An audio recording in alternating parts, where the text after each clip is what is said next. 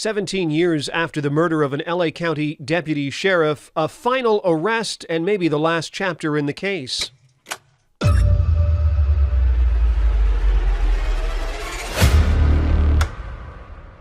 It's the Leonard Files podcast. I'm investigative reporter Eric Leonard from NBC Los Angeles.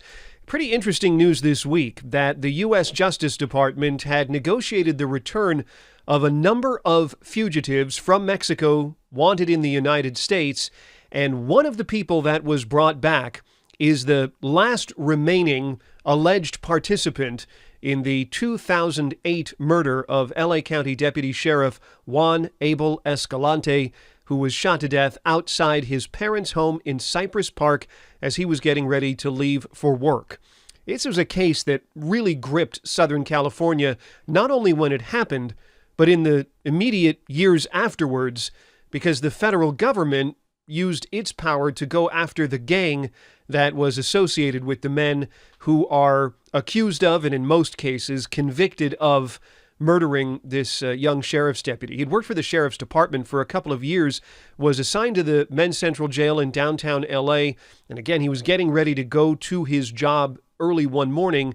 I think it was August 2nd, 2008, and some people drove up in a car. There was a very brief confrontation, and he was shot to death. I'll show you who we're talking about here, and by the way, only one item on our list today, which is the arrest in the murder case, which is extraordinary for a number of reasons, not to mention it's been 17 years. Here he is, young guy, father of 3 children. He was living at a home in Cypress Park with his wife, his kids, and his parents. They were saving up money to buy their own house, and he had served in the military and really just started at the sheriff's department a couple of years before this happened. I'm going to take you back to one of the early news stories that we put on Channel 4 again, back in 2008. This is former reporter Beverly White covering the aftermath of the murder and the plea from investigators to get more help from the community. Flowers and candles crowd right up to the curb where LA Sheriff's Deputy Juan Escalante was murdered heading to work last Saturday. The 27-year-old veteran of 2.5 years with the department was gunned down outside the home he shared with his parents, his wife, and their 3 children. This is where neighbors and colleagues came for a prayer vigil and an update on the unsolved killing. We are going to make an arrest. Can't tell you when. We do have some leads. And if you want to get involved with your community, with Northeast Police, we're here. We really care. Investigators believe mutual self-interest will lead someone to give up the drive-by killers who may have ties to the men's central jail where Escalante worked. This woman is a jail chaplain and admits it's a tough crowd. We have all these 19, 20, 21-year-old men who are looking at life, double life sentences, tattoos across their forehead, above their lips, all over their necks. Without going into detail, police express confidence Escalante's killers will be brought to justice as friends mourn the deputy cut down at the start of his career. Very dedicated. He was all about doing the right thing. I am absolutely convinced that this will result in an arrest and prosecution.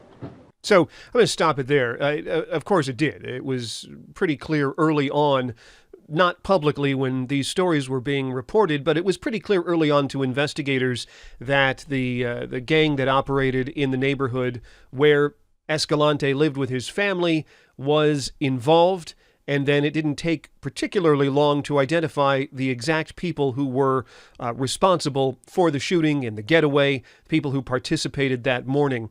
And in those early days of the investigation, there were multiple pleas made to the public, hoping that somebody would come forward to specifically identify the folks involved. And as you can imagine, there was a huge amount of fear also, because if you lived in the neighborhood and you might have information about it, it also meant that you were vulnerable to the people terrorizing the neighborhood, which in this case, according to the feds and local police, it was members of the Avenues street gang, which we'll get to in just a second. Let me go to one of the other news stories from back then. This is Channel 4 reporter Ted Chen covering the announcement of a reward and what the hope was from putting out that reward and the kind of information they were looking for. She's a widow with 3 young children. Her husband was murdered in front of their home in Cypress Park, and her grief is made even worse by the thought she could have helped. If I could have ran out there 5 minutes earlier, I would have. But I couldn't, and I know somebody saw, I know somebody heard. for the deputy? Celeste Escalante is now hoping her neighbors will do what she could not, provide information to help catch whoever killed 27-year-old LA County Sheriff's Deputy Juan Abel Escalante on August 2nd. Detectives first believed his murder may have been connected to his work at the men's central jail. Now they believe it may have been the work of a neighborhood gang. But as he was being mourned, no one came forward with information, even though detectives are convinced the witnesses are out there. We're all one big family today, and I think that it's time for the community to join in as being a part of this family. Police say tipsters can be anonymous, and to provide incentive, the city and county are offering a $95,000 reward. But don't just do it for the money, they say. Do it for 10-year-old Alexander and 8-year-old Marissa and 3-year-old Julian, who still doesn't understand. When's Daddy coming home? When's he going to be done at the cemetery?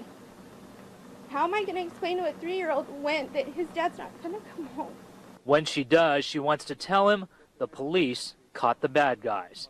Ted Chen, Channel 4 News, Cypress Park. While this was happening, as it turns out, the detectives who were investigating the case had a lead on one of the possible participants in the murder that morning, and that information led to more names, and it eventually led to the identification of 6 people that investigators believed were involved. That included a getaway driver, the person who actually pulled the trigger, and then several others. And over the course of years, those people were identified, and 5 of them were caught and prosecuted, and most of them pleaded guilty, including the person who pulled the trigger. He pleaded guilty to a first-degree special circumstance murder case, sentenced to life in prison without parole. The other participants in the car, I think one of them went on trial, the others pleaded guilty, and there was one person left, a guy named Roberto Salazar. And from everything we've heard, it was clear to folks in law enforcement who were working on this case that he had gone to Mexico and was hiding out, possibly being protected by somebody, but had vanished into some town somewhere and was out of the reach of U.S. law enforcement. Well, the LA County Sheriff's Department and the U.S. Department of Justice made these announcements this week that finally something had changed. So let me switch over to the announcement from the feds here. They put out a news release that said the U.S. had negotiated the return of 26 fugitives from Mexico, facing a range of federal and state charges. And it does mention Salazar towards the bottom here, wanted in connection with the murder of Los Angeles County Sheriff's Deputy Juan Escalante, killed in 2008, leaving his home in the early morning hours. So, Salazar was living in a town south of Mexico City, and through various investigative efforts, he was located some months back in March, and was arrested at some point by federal authorities in Mexico, and nobody in Southern California had an inkling about this outside of the people investigating this case for quite some time. So the announcement yesterday was a bit of a surprise. Let me go to the news conference with LA County Sheriff Robert Luna, who provided some detail on this. Not a lot, but... After 17 years on the run, 38-year-old fugitive Roberto Salazar has finally been returned to the United States to face justice. The Mexican Attorney General's office and the Mexican Security Ministry have confirmed the transfer of 26 individuals to the United States, following an agreement with the U.S. Department of Justice that it will not seek the death penalty in this specific case.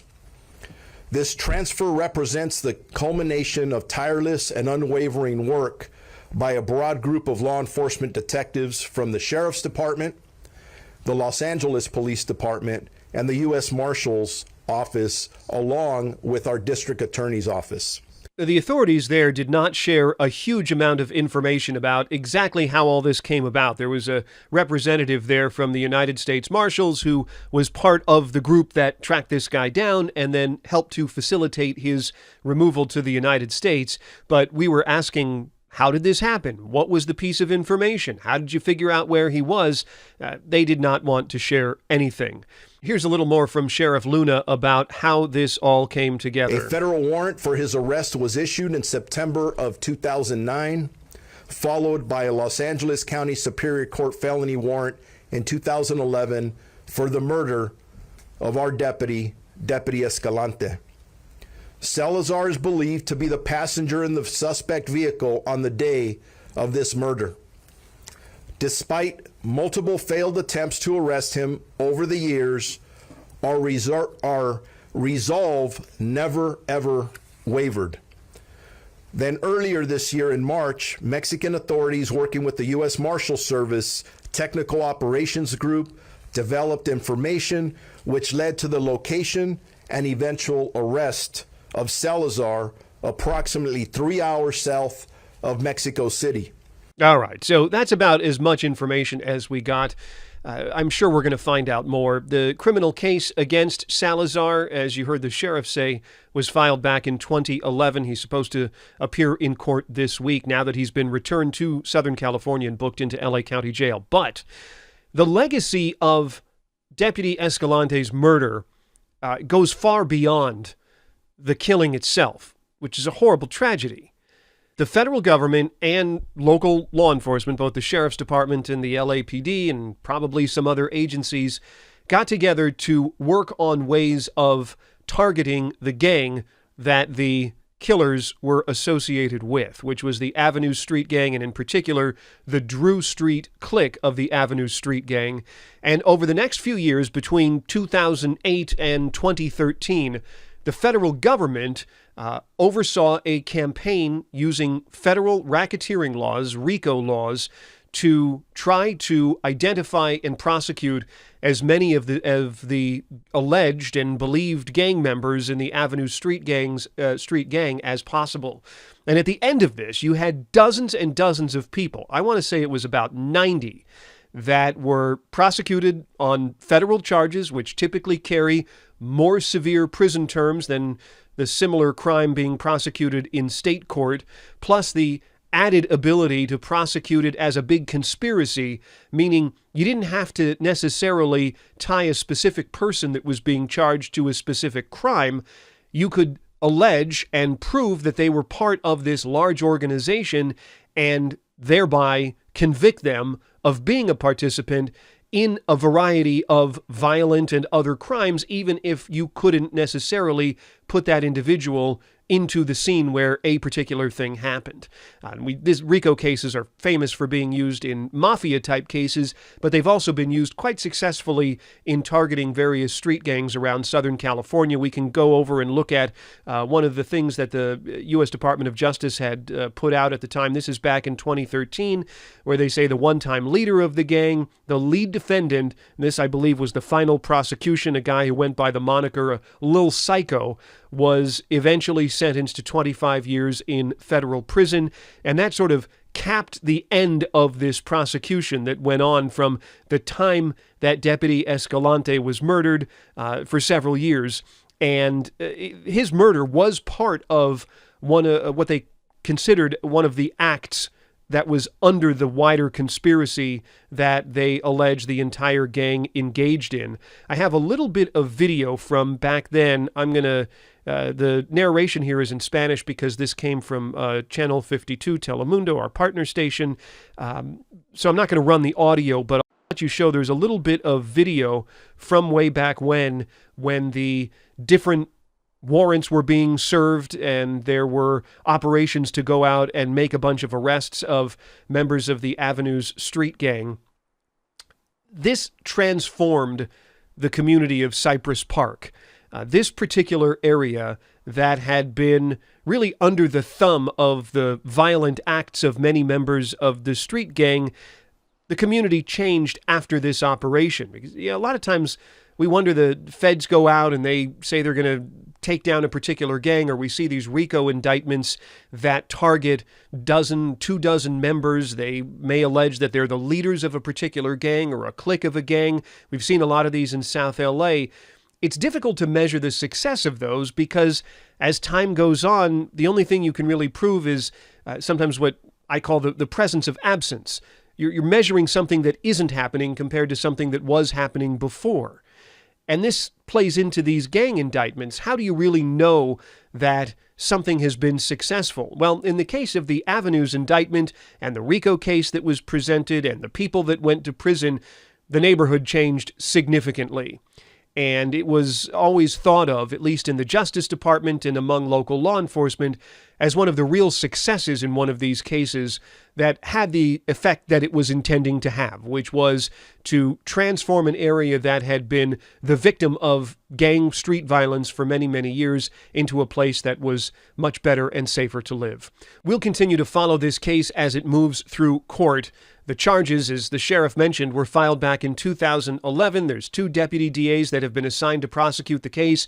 We'll follow it along if it goes to trial or possibly ends in some kind of a plea. I'm going to leave it there for now. Be sure to click subscribe so you don't miss our future episodes. I'll see you next time.